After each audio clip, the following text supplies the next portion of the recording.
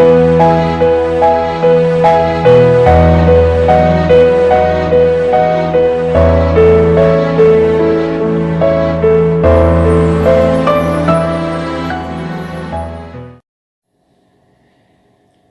Ibu, saudara-saudara yang kekasih di dalam Tuhan Yesus Kristus, saat ini kita berkumpul dalam sukacita bersama atas kasih setia Tuhan. Tuhan setia berkarya meneguhkan iman kita. Rencananya indah pada waktunya dan tidak pernah terlambat pertolongannya atas kita. Patutlah kita bersyukur kepada Allah yang setia dan menyertai langkah kita. Mari kita berdiri, kita masuk hadirat-Nya dengan menyanyi pujian Kidung Jemaat nomor 10 ayat 1 sampai 2.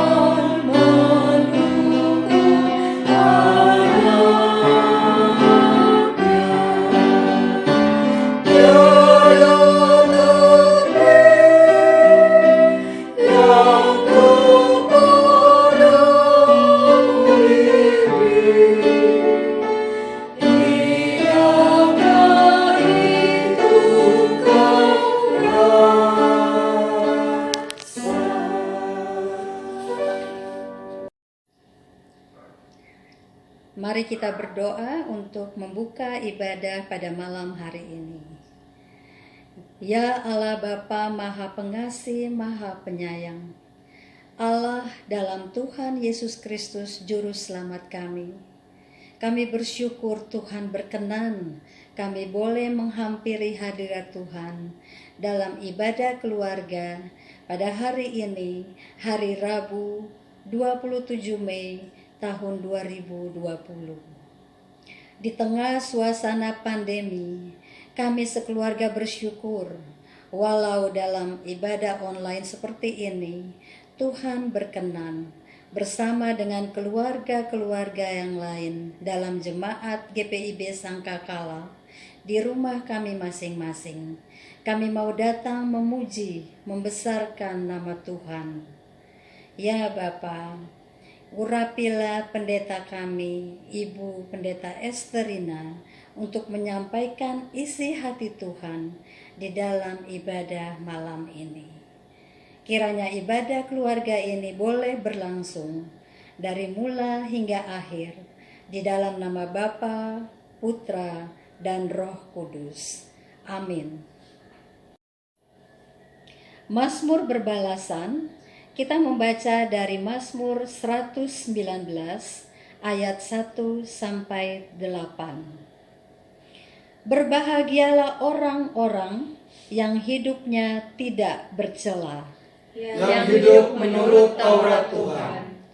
Berbahagialah orang-orang yang memegang peringatan-peringatannya, yang mencari Dia dengan segenap hati, yang juga tidak melakukan kejahatan, tetapi yang hidup menurut jalan-jalan yang ditunjukkannya.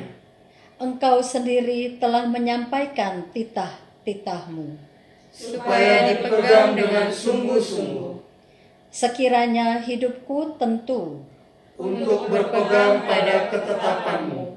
maka aku tidak akan mendapat malu. Apabila aku mengamati segala perintah-Mu, Aku akan bersyukur kepadamu dengan hati jujur. apabila aku belajar hukum-hukum-Mu yang adil, Aku akan berpegang pada ketetapan-ketetapan-Mu. janganlah tinggalkan aku sama sekali. Jemaat, mari kita bernyanyi dari Gita Bakti 63, bait yang keempat, Firman-Mu Tuhan.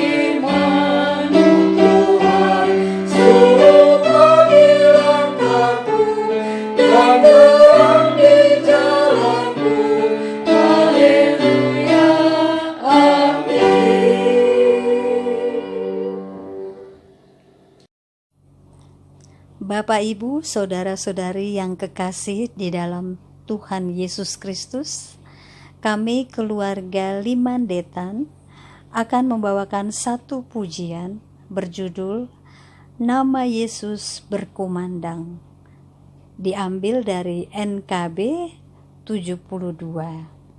Lagu ini amat berkesan bagi kami, mengingat adik kami almarhum Pendeta Sintike Patinaya Detan yang telah dipanggil Tuhan 22 Maret yang lalu.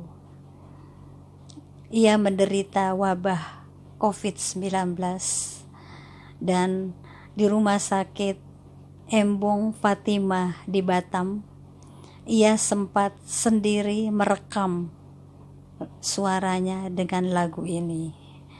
Kiranya lagu ini boleh menjadi penghiburan, kekuatan iman bagi kita semua, bahwa Tuhan Yesus adalah di atas segala-galanya.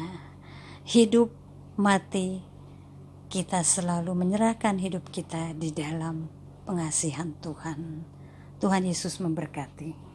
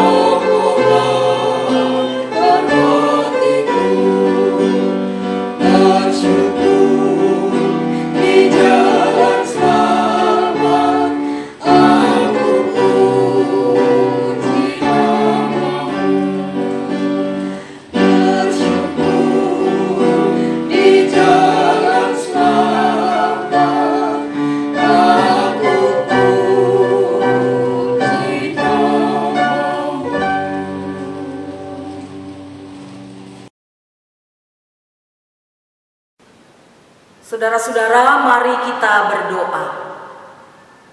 Ya Tuhan, bukalah pendengaran, pikiran dan hati kami, dan terangilah dengan Roh Kudus, sehingga kami mampu mendengar kebenaran dan memahami kehendak-Mu di dalam firman yang dibacakan dan diberitakan, sehingga oleh tuntunan Roh Kudus-Mu juga kami dapat mewujudkannya dalam kehidupan setiap hari. Amin. Pembacaan Alkitab. Jemaat, marilah berdiri untuk mendengar firman Tuhan yang dibacakan dari Alkitab. Kitab Amos pasal 2 ayat 4 sampai 5 yang menyatakan, beginilah firman Tuhan. Karena 3 perbuatan jahat Yehuda, bahkan 4, aku tidak akan menarik kembali keputusanku. Oleh karena mereka telah menolak hukum Tuhan dan tidak berpegang pada ketetapan-ketetapannya, tetapi disesatkan oleh dewa-dewa kebohongannya yang diikuti oleh nenek moyangnya, aku akan melepas api ke dalam Yehuda, sehingga puri Yerusalem dimakan habis. Demikian pembacaan Alkitab. Berbahagialah setiap orang yang mendengar firman Tuhan dan yang melakukannya. Terpujilah Tuhan Yesus. Haleluya.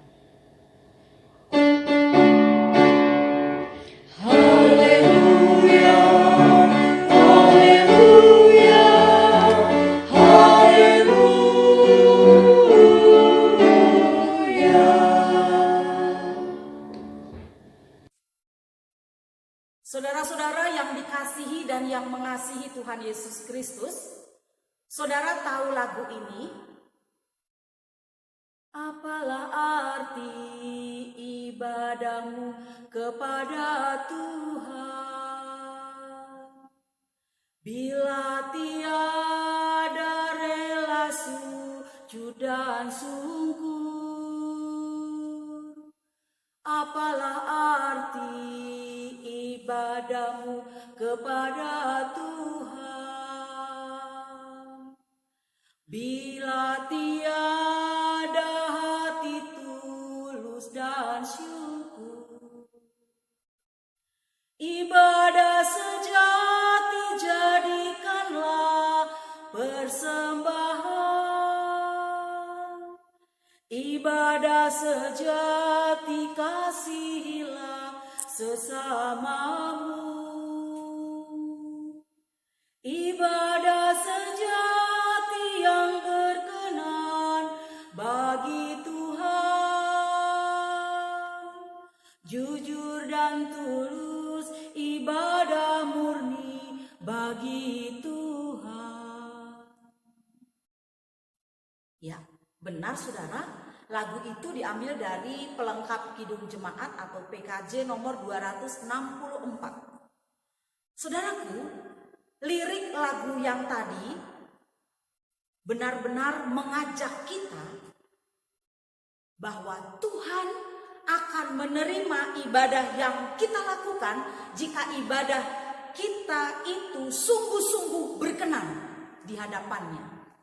Timbul pertanyaannya, apakah memang ada ibadah yang tidak berkenan? Ada saudara-saudara, ada. Seperti dalam konteks Amos, ya, konteks Amos yang kita baca, ibadah mereka adalah ibadah yang dibenci oleh Tuhan. Tuhan pernah membenci, bahkan Tuhan pernah tidak senang pada ibadah raya mereka, pada persembahan korban yang dilakukan oleh orang Israel. Itu ada di dalam Amos pasalnya yang kelima ayat 21 sampai 23. Aku membenci, aku menghinakan perayaanmu dan aku tidak senang kepada perkumpulan rayamu. Sungguh, apabila kamu mempersembahkan kepadaku korban-korban bakaran dan korban-korban sajian, aku tidak suka. Dan korban keselamatanmu berupa ternak yang tambun, aku tidak mau pandang. Jauhkanlah semua itu daripadaku. Keramaian nyanyian-nyanyianmu, lagu gambusmu tidak mau aku dengar. Saudara-saudara, kenapa Tuhan tidak mau menerimanya? Yang pertama, perbuatan Israel yang berdosa. Bangsa-bangsa yang ada di sekeliling Israel, di antaranya Damsyik, Gaza, Tirus, Edom, Amon, dan Moab, mereka penyembah berhala, mereka kejam, mereka fasik, dursila. Itu ada di Amos 1 ayat 3 sampai pasal 2 ayat 3. Dan lama-kelamaan gaya hidup bangsa-bangsa itu mempengaruhi rohanian umat Israel. Mereka menerima suap, korup, kebejatan moral juga yang ada pada saat itu merajalela. Dan sekelompok masyarakat hidup mewah secara berkelebihan. Yang kaya semakin kaya, yang miskin semakin miskin. Bahkan sistem peradilan pun pada saat itu rusak, sudah ipuh atau pahit, kata firman Tuhan. Kemudian yang kedua, kenapa ibadah Israel ditolak atau Tuhan tidak menyukainya? Yang kedua, karena umat Israel hidup dalam kepentingan diri sendiri, egois, hidup dalam ketidakadilan. Mereka jauh dari ketulusan dan jauh dari kasih Tuhan dan juga kasih kepada sesama manusia. Kemudian yang ketiga, umat Israel secara tindakan keagamaannya sepertinya mereka menghormati Allah yang membawa mereka keluar dari perbudakan Mesir. Tetapi ternyata mereka sebenarnya lebih mengikuti kebiasaan-kebiasaan bangsa-bangsa yang ada di sekitarnya pada saat itu, yang suka berpesta pora, menyembah dewa binatang, patung-patung yang diungkapkan dalam keramaian dan pesta pora. Dengan demikian saudara, sebenarnya mereka sudah hidup dalam penyembahan berhala karena mereka lebih mengikuti tren dunia yang ada di sekitar mereka saat itu daripada menghormati Allah. Tindakan keagamaan mereka bukan hanya karena hati mereka yang takut untuk mengasihi Allah, bukan, tetapi lebih kepada mereka mengikuti gaya hidup bangsa-bangsa yang ada di sekitarnya. Dan itu berarti mereka sudah tidak lagi menghormati Allah dan juga bukan menyembah Tuhan. Yang keempat, umat Israel mengabaikan Taurat Tuhan dan lebih menjondongkan hatinya kepada dewa asing. Yehuda telah berbuat jahat cukup 3 kali, tetapi sampai 4 kali, dan ini merupakan simbol kejahatan yang sempurna. Oleh karena itu, setelah Tuhan Allah menghardik dengan keras bangsa-bangsa yang telah mempengaruhi hidup mereka, maka di sini Nabi Amos, sang peternak domba dan petani kebun ara, hutan, ya itu pekerjaannya, peternak domba, petani kebun ara, hutan, ya dia dari Tekoa, 20 km di sebelah selatan Yerusalem. Akhirnya sang Nabi Amos ini dia mengungkapkan bahwa Yehuda telah tersesat, Yehuda telah menyimpang dari jalan Tuhan. Penyimpangan itu bahkan sudah dilakukan sejak leluhur mereka, sehingga menjadi sebuah warisan turun-temurun yang pada akhirnya membuat generasi saat ini juga meneruskannya. Tuhan tidak berdiam diri, saudara-saudara. Dia sudah memberikan kesempatan kepada umatnya untuk berbalik, memberikan kesempatan kepada umatnya untuk bertobat. Tetapi hal itu tidak pernah terjadi. Dan pada akhirnya Allah menurunkan hukumannya, yaitu Puri Yerusalem, yang merupakan gambaran bagi istana dan bait Allah itu akan dimakan api. Saudara-saudara, dari keempat catatan ini kita memperoleh pembelajaran. Apa saja? Yang pertama, apa makna ibadah bagi saudara dan saya? Sebagian besar orang mungkin akan menunjuk kepada rangkaian peribadahan kita secara liturgis yang dilakukan di ibadah minggu atau di ibadah-ibadah yang lainnya. rangkaian puji-pujian, kemudian ada doa, ada pelayanan firman Tuhan, kemudian ada persembahan pujian paduan suara atau vokal grup, dan lain sebagainya. Itu semua melekat di dalam benak kita sebagai makna dari ibadah kita kepada Tuhan. Memang di dalam satu sisi pernyataan ini benar, namun mungkin kita perlu mempertanyakan lagi di dalam hati kita masing-masing. Apakah ibadahnya hanya memang sebatas itu? Ibadah yang sejati itu, seyogyanya itu seperti apa? Dalam menanggapi pertanyaan ini, sang pemazmur di Mazmurnya yang ke-50 menyatakan demikian. Mazmur 50 ayat 23. Siapa yang mempersembahkan syukur sebagai korban, ia memuliakan aku. Siapa yang jujur jalannya, keselamatan yang dari Allah akan kuperlihatkan kepadanya. Persembahan syukur adalah bentuk puji-pujian maupun persembahan dalam bentuk lainnya memang adalah sarana kita untuk mensyukuri, sarana kita untuk bersyukur, untuk berterima kasih kita atas kemuliaan Tuhan, atas kebaikan Tuhan, atas karya Tuhan yang begitu besar. Namun kita juga diminta untuk hidup dalam jalan hidup yang jujur. Atau dengan kata lain, hidup dalam jalan yang benar. Jalan yang dikehendaki Tuhan. Barulah setelah itu kita melakukan keduanya. Dan ibadah kita akan menjadi sebuah ibadah yang utuh. Ibadah yang menyeluruh. Ibadah yang kita lakukan secara ritual. Di gereja-gereja atau di rumah-rumah tangga kita, keluarga-keluarga kita. Seperti saat ini, lewat daring atau online ya. Tetapi itu akan menjadi sempurna, akan menjadi utuh. Jikalau saudara dan juga saya menghayati dalam kehidupan sehari-hari. Juga jujur dalam berkata, jujur dalam tindakan, jujur dalam perbuatan. Ibadah yang sejati, ibadah yang berkenan di hadapan Tuhan adalah ketika sesungguhnya kita beribadah dalam ketulusan dan menghormati Allah. Ibadah yang bernilai kebenaran dan menghormati Allah itu adalah ketika kita hidup tidak mementingkan diri kita sendiri. Ketika kita tidak egois, ketika kita mempedulikan orang lain dan tidak memaksakan kehendak kita juga kepada orang lain. Dan ketika kita beribadah bukan hanya sekedar mengikuti tren dunia. Tren dunia yang penuh dengan gemerlap, yang hanya mementingkan keramaian atau bahkan juga hiburan. Ibadah kita di GPIB sudah tertata dengan rapi.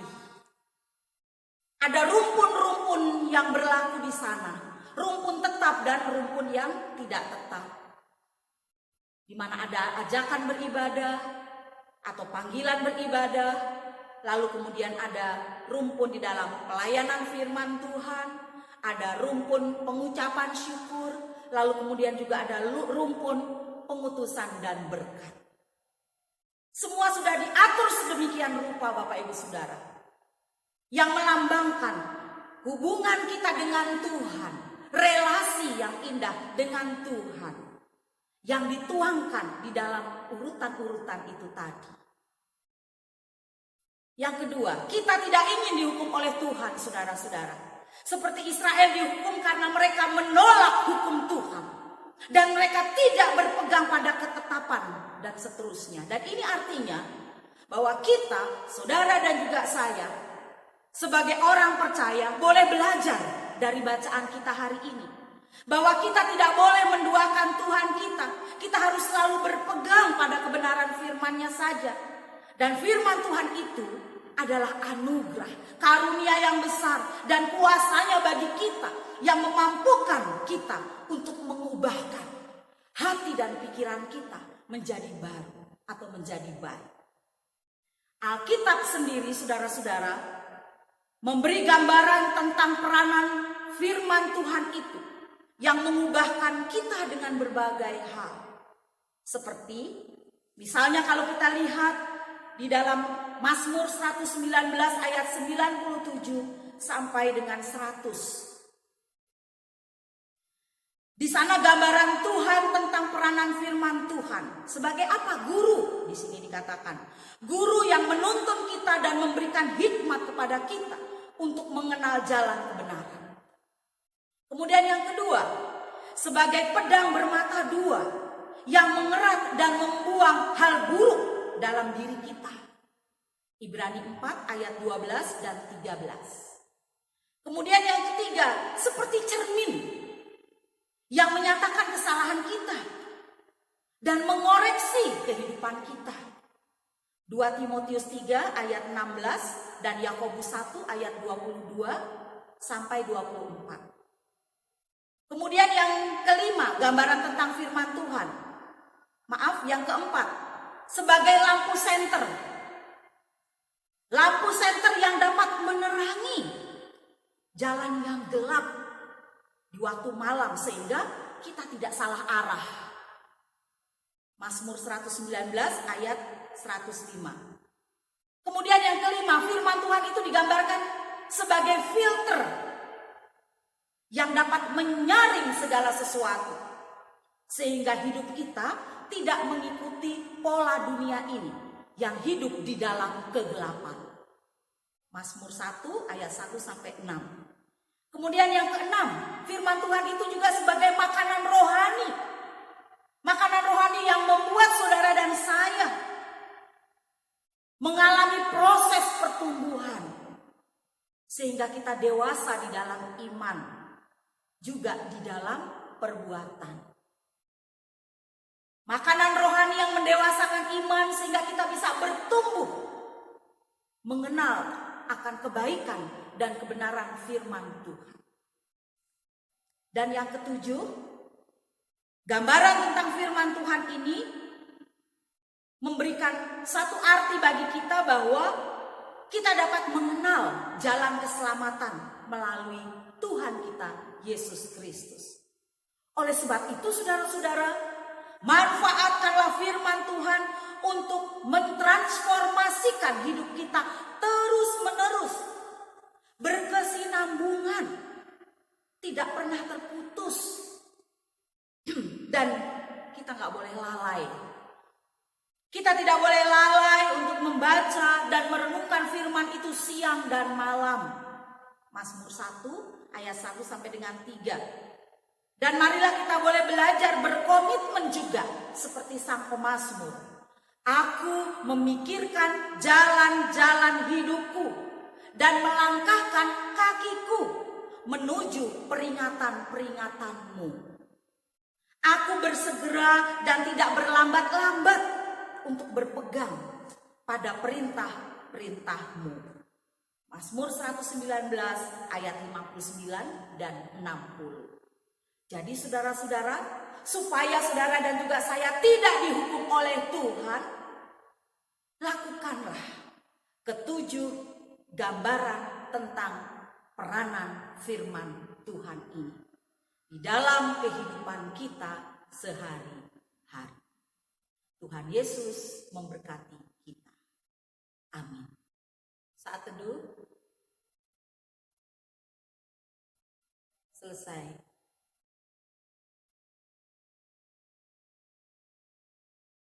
Jemaat, sebagai respons atas firman Tuhan, mari kita bernyanyi dari Kidung Jemaat 406, bait 1 dan 2, Ya Tuhan, bimbing aku.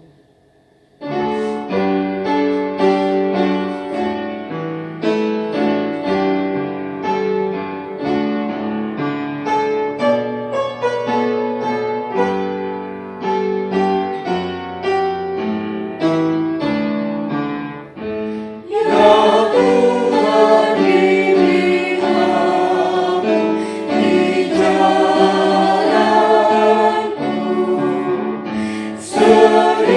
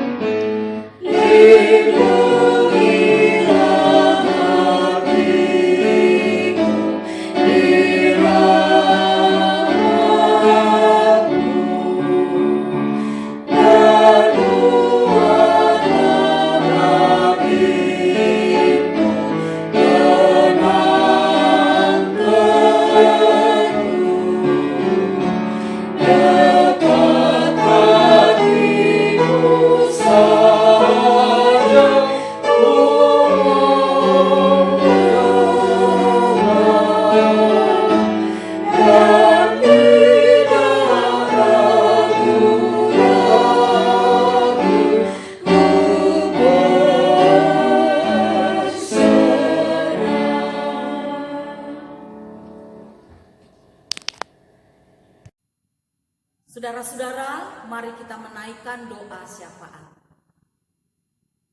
Bapa kami yang di sorga, kami mengucap syukur yang sebesar-besarnya kepadamu atas penyertaan yang telah Engkau berikan kepada kami, khususnya hamba-Mu yang penuh dengan dosa ini, sehingga hamba dapat menyampaikan kebenaran firman-Mu. Kami juga bersyukur dan berterima kasih karena kami telah mendengarkan firman yang Engkau sabdakan kepada kami. Ajarlah kami agar kami mampu untuk menjadi pelaku firman yang hidup dalam kehidupan kami masing-masing. Kami berdoa bagi pelayanan gereja Tuhan dimanapun jemaat dan gereja Tuhan berada, termasuk gereja kami GPIB, baik itu di tingkat sinodal, di tingkat mupel, dan jemaat kami GPIB Sangkakala. Kami memohon agar pelayan Tuhan di gereja kami presbiter, pengurus tenang pelkat, komisi, kami sebagai pelayan, kakak layan PA dan PT, kami sebagai pegawai, dan kami semua pelayan-pelayan pemuda yang merekam ataupun juga yang membantu kami, berkatilah kami semua dalam pelayanan kami. Kami tetap diberikan kekuatan agar menjadikan diri kami untuk melayani Tuhan dengan lebih baik lagi. Kami juga mengucap syukur karena kesehatan dan kekuatan yang Kau telah berikan kepada kami, juga kepada jemaat yang sakit dimanapun mereka berada, mereka yang tidak dapat beribadah kepada Tuhan karena terbaring di rumah atau di rumah sakit. Biarlah pada kesempatan yang lain mereka juga boleh ikut ambil bagian dalam ibadah secara online. Kami juga berdoa buat lingkungan di mana kami tinggal. Tidak lupa kami memohon kepadamu Tuhan, bagi pemerintahan bangsa dan negara kami. Tuhan menyertai kami, Presiden, Wakil Presiden, anggota DPR, termasuk juga mereka, para wali kota, gubernur, wali kota, camat, RW, RT setempat. Tuhan memberikan pelayanan yang terbaik juga buat mereka, sehingga mereka pun juga dapat roh hikmat dari Tuhan memberikan pelayanan yang baik buat kami sebagai rakyatnya. Tuhan menjauhkan segala keburukan yang dapat memecah belah persatuan dan kesatuan bangsa Indonesia. Kiranya Tuhan juga memberikan kesehatan dan umur yang panjang, serta memberkati segalanya dengan sukacita yang ada. Terima kasih ya Tuhan. Kami juga mau berdoa buat para duda, janda dan anak-anak yatim piatu. Bagi mereka yang sedang berduka cita, tolong Tuhan, di tengah kesendirian mereka, di tengah kesepian atau rasa putus asa, Tuhan membangkitkan semangat buat mereka, kekuatan buat mereka, penghiburan buat mereka.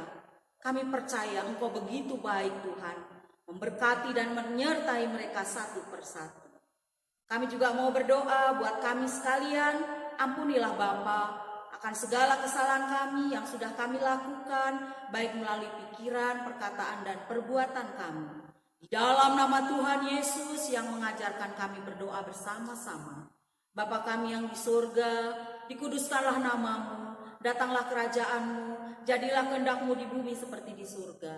Berilah kami pada hari ini makanan kami yang secukupnya, dan ampunilah kami akan segala kesalahan kami, seperti kami juga mengampuni orang yang bersalah kepada kami. Dan jangan membawa kami ke dalam pencobaan, tetapi lepaskanlah kami daripada yang jahat.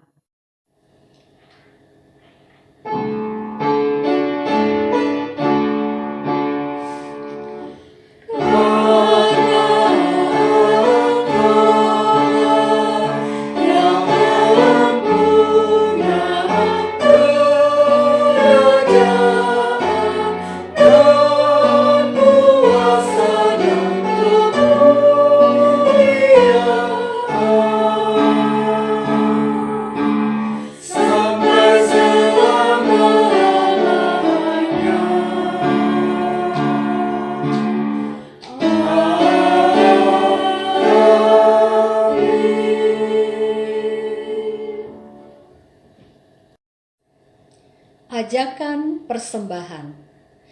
Kasih Tuhan sungguh memberkati kehidupan kita. Marilah dengan sukacita dan syukur kepada Tuhan, kita memberi persembahan kepadanya dengan nas Alkitab dari surat 2 Korintus 8 ayat 12 yang menyatakan, "Sebab jika kamu rela untuk memberi, maka pemberianmu akan diterima. Kalau pemberianmu itu berdasarkan apa yang ada padamu, bukan berdasarkan apa yang tidak ada padamu." Tuhan memberkati kita dan persembahan kita. Sambil memberi, mari kita memuji Tuhan dari Gita Bakti 81 bait yang pertama.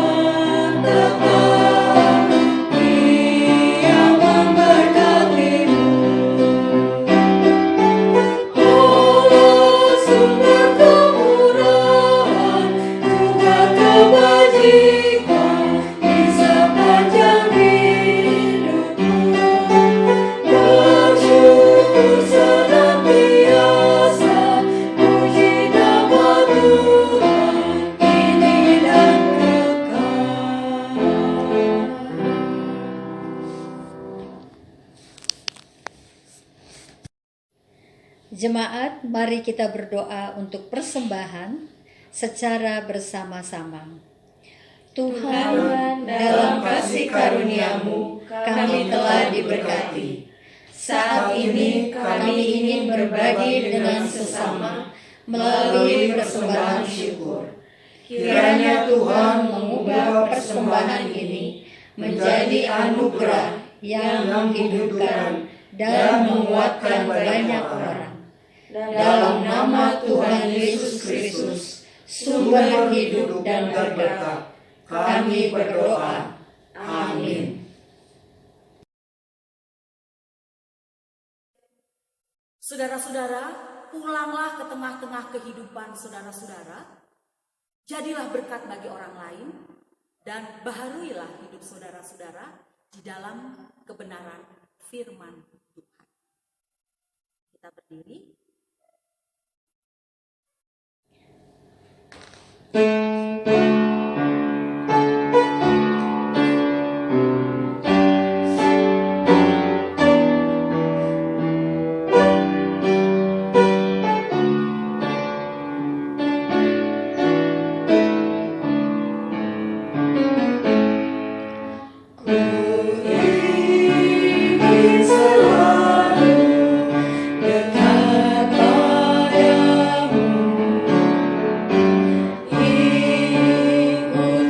Tuhan, tiada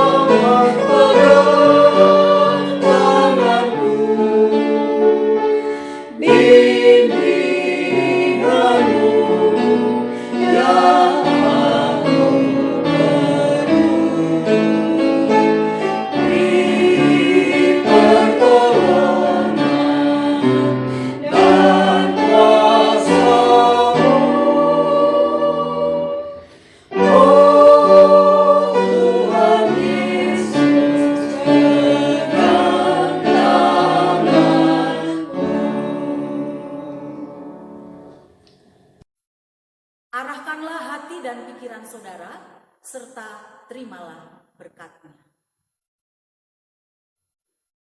Kasih karunia Tuhan Yesus Kristus, kasih Allah Bapa, dan persekutuan Roh Kudus menyertai kita sekalian.